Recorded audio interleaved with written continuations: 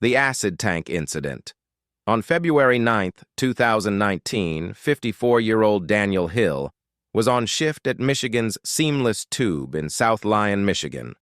He was still new to one of the most dangerous tasks in the plant, checking the acid tanks. These were large, open vats filled with hot sulfuric acid, heated to about 160 degrees Fahrenheit.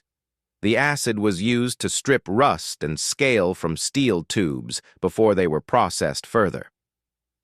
Just after noon, Hill walked across the platform above one of the tanks.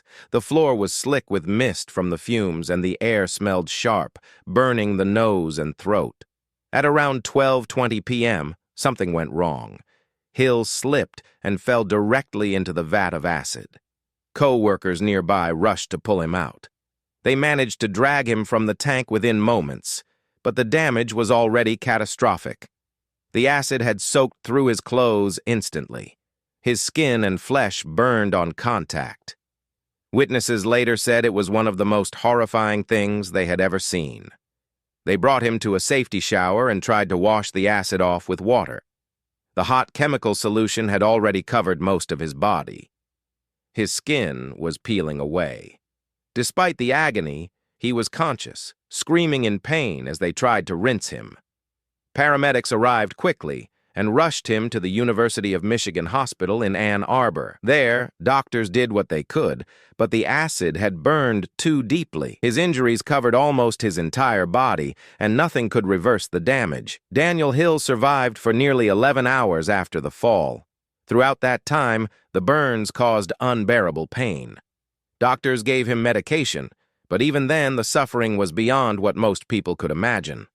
At 11:30 that night, he died from his injuries. Federal safety officials later investigated.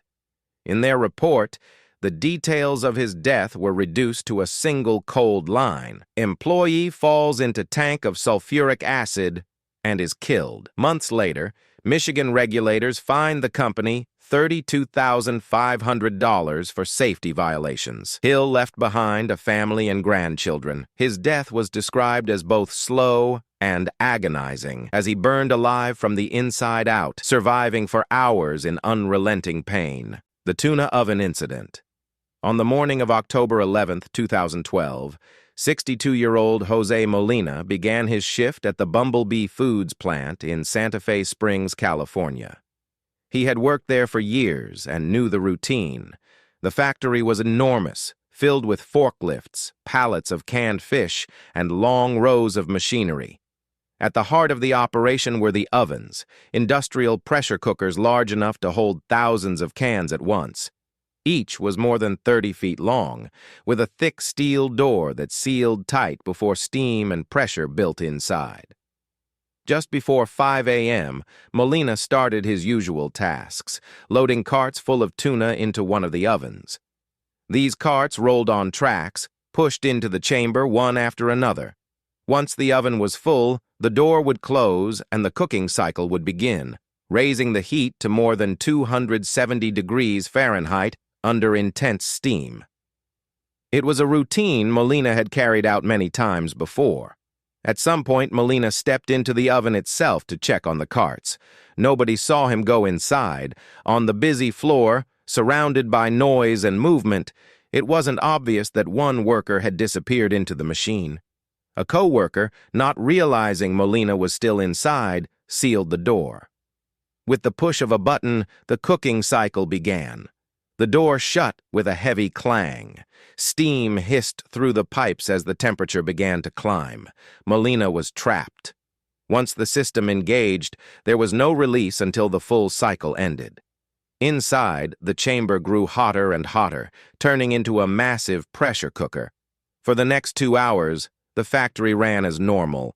Pallets were stacked, forklifts beeped, and other ovens cycled through their loads. Nobody noticed he was missing. His station appeared empty, but on a floor with hundreds of moving parts, it did not draw attention. Only when the timer reached the end of the cycle did the truth emerge. Workers opened the oven expecting to unload cooked tuna. Instead, they found their co-worker. Jose Molina had been inside the chamber the entire time, sealed in during the full 2-hour process.